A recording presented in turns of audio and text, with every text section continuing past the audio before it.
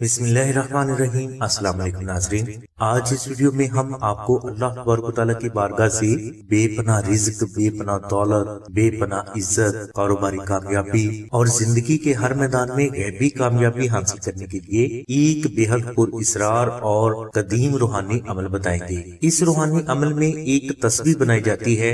اگر کوئی فرد اس تسبیح کو بنانے میں کامیاب ہو جاتا ہے تو تنگ دستی، قرض، ناکامی، دشمن، حادثات، نظر بد، جادو، جنات اور دشمنوں کے فریب اس فرد اور اس فرد کی اولاد کے قریب سے بھی نہیں گزر پاتے۔ اس کے علاوہ جس فرد کے پاس یہ تسبیح ہوگی، اس کے پاس تا زندگی رزق میں کبھی بھی کمی نہیں آئے گی، بلکہ اس فرد کو ہر طرف سے غیبی رزق اللہ تبارک و تعالیٰ کی رحمت سے ملتا رہتا ہے۔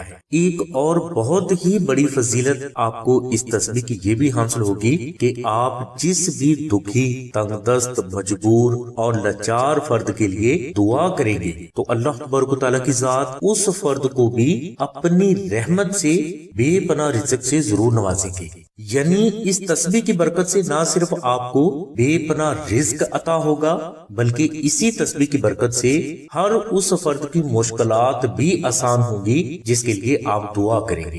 یعنی رزق کی تسبیح کا یہ روحانی عمل بے حد کراماتی ہے اور یہ 72 روحانی رازوں میں سے ایک بے حد خاص روحانی راز بھی ہے۔ مگر آج اس ویڈیو میں سلسلہ نادی علی آپ کے لیے یہ خاص روحانی عمل پیش کر رہا ہے۔ انشاءاللہ آپ کو اس روحانی عمل سے ایسے فوائد حاصل ہوں گے جو آپ نے کبھی تصور بھی نہیں کیے ہوں گے۔ اس عمل کے لیے آپ لکڑی کی تسبیح کے بالکل سادہ 100 دانے ایسے حاصل کریں جن پر نہ تو پالش ہوئی ہو اور نہ ہی ان پر کسی بھی قسم کے نقش و نگار بنے ہوئے ہوں۔ یعنی ان دانوں کے اوپر کسی بھی قسم کا کوئی ڈیزائن نہ بنا ہوا ہو۔ اب آپ ایک چینی کے برتن میں ان دانوں کو ڈال کر اسی برتن میں آپ گلاب کا عرق 1/8 لیٹر، 3 گرام زعفران، 1 گرام خالص مشک اور 1 گرام خالص عنبر ڈال دیں۔ اس کے بعد آپ اس برتن کو سائے میں رکھ دیں۔ جب ان تسبیح کے دانوں میں یہ سارا محلول جذب ہو جائے